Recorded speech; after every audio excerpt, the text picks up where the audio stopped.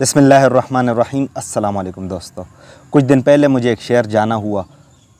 जब मैं उस शहर पहुंचा तो तकरीबन पौने एक बजे का टाइम था। और ये ऐसा वक्त होता है हर शहर में कि जो रश आवर्स होते हैं, मतलब स्कूलों की छुट्टियां उसी टाइम हो जाती हैं।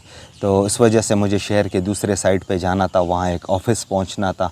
तो मैंने सोचा कि अगर गाड़ी लेकर मैं शहर के बीच में से जाते हुए उस ऑफ़िस तक पहुंचने की कोशिश करूंगा तो मुझे रश की वजह से घंटा सवा घंटा लग सकता है।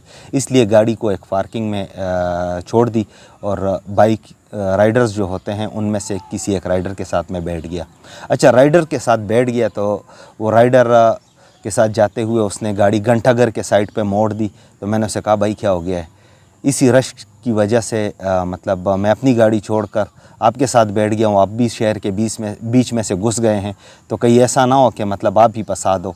तो उसने कहा कि नहीं भाई, इधर से एक गली निकल रही है और हम बड़ी आसानी से जो है ना वो दूसरी साइड की तरफ निकल सकते हैं, तो आप मुझे पे छोड़ दें, मैं इंशाअल्लाह ताला आपको बहुत सहूलत के साथ वहाँ पहुँचा दूँगा।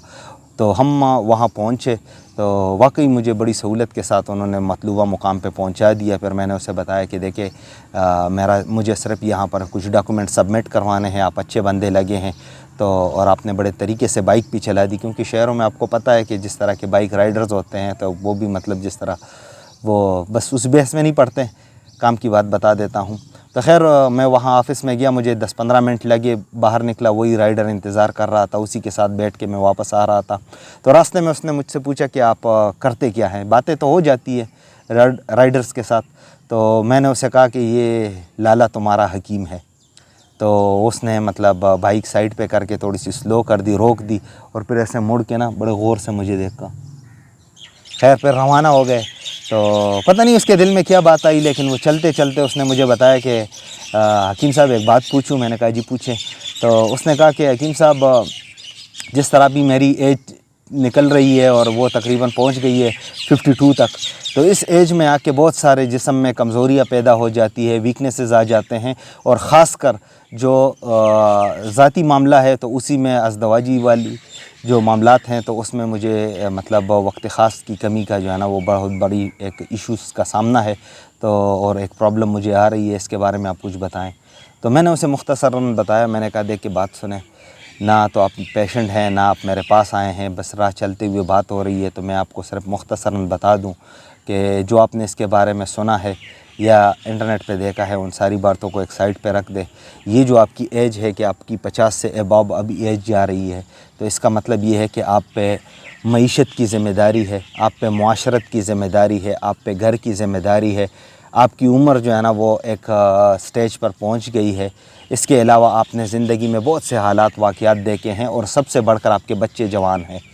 तो हर बच्चे की अपनी एक टेंशन है, अपनी एक प्रॉब्लम है। आप इन सारे मामलात को संभाल रहे हैं और उसको देख रहे हैं। तो इसकी वजह से आपके जिस्म पे एक थकावट तारी है, एक स्ट्रेस वो क्रिएट हो रही है, और जो आपके बॉडी को इफ़ेक्ट कर रही है, और आपकी जो जिस्म की कारकर्दगी है हर ऑर्गन की वो डिस्टर्ब हो चुकी है।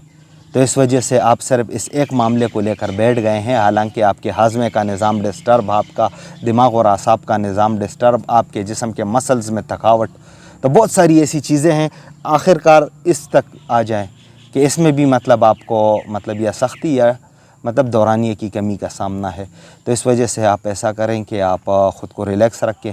पहले तो अपने आप को मरीज़ ना समझें। दूसरा ये है कि ये जो प्रॉब्लम आपको आ रही है आप इसको बड़ा मतलब समझ के आप इसको देखें, तो फिर आपको इंशाअल्लाह ताला आसानी मिलेगी। खैर मैंने उसे एक टोटका बताया। मैंने कहा आप ऐसा करें कि 15 दाने बादाम और 20 दाने ताज़ा गुलाब के पत्ते ये आप सुबह भिगो कर रख दें। तो शाम को जब आपको मौका मिले तो आप बादाम छील लें, उससे छिलका उतार लें और गुलाब के पत्तियों समेत वो खाएं, या रात को भिगो कर रख के सुबह निहार मुँह आप इसे खाएं। इससे दो काम होंगे। एक तो ये है कि जो बादाम है वो आप जानते ही हैं कि उसमें बहुत सारी न्यूट्रिशन और विटामिन्स होते हैं, और ये हमारे जिस्म के लिए जो है ना बहुत ही बेहतरीन ग़िज़ा और डाइट है। तो आप बादाम का इस्तेमाल करें। बादाम के साथ जब आप गुलाब की पत्तियाँ खाएँगे तो बहुत सारे लोगों को जो दौरानिए की कमी का सामना रहता है ख़ास लम्हात में, तो उनको बुनियादी तौर पर उनके जिस्म में हरारत होती है, खुश्की और गर्मी या गर्मी और खुश्की उनका गलबा होता है उनके जिस्म में, जिसकी वजह से उनकी जो एवरेज है वो ख़राब उनको मिल रही होती है।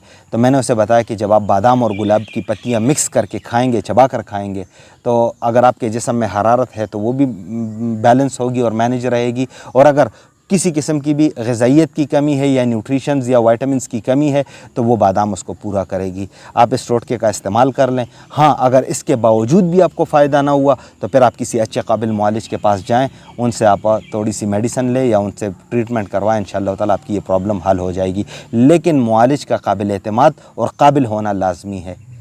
तो इंटरनेट पे ऐसी मतलब लोगों को ना सर्च किया करें या वैसे ऑनलाइन कोई प्रोडक्ट देखकर उसको ना ख़रीदें।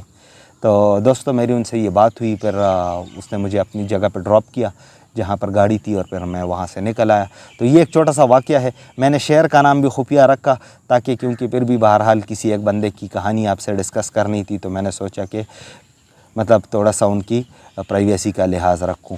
तो दोस्तों आपको भी मेरा यही मशवरा है कि अगर आपको इस किस्म की कोई भी परेशानी है तो आप इलाज मुआलिज के पास जाने से या कोई मेडिसिन इस्तेमाल करने से पहले 15 दाने बादाम, 20 दाने गुलाब की पत्तियां वो रात को आप भिगोकर पानी में 1 गिलास पानी में रखें।